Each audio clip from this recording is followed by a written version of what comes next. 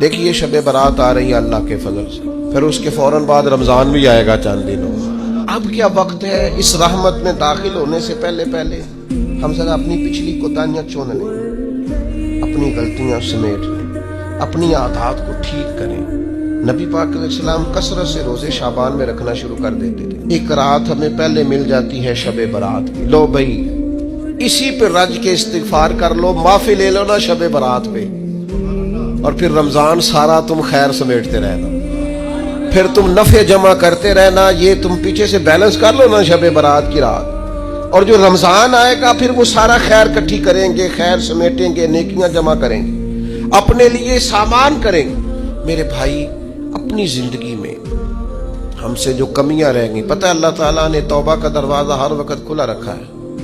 اور فرمایا لا تقنطوا من رحمت اللہ، تم نے مایوس نہیں ہونا، ان اللہ یغفر الذنوب جمیعا، اللہ تمہارے سارے گناہ معاف کر دے گا۔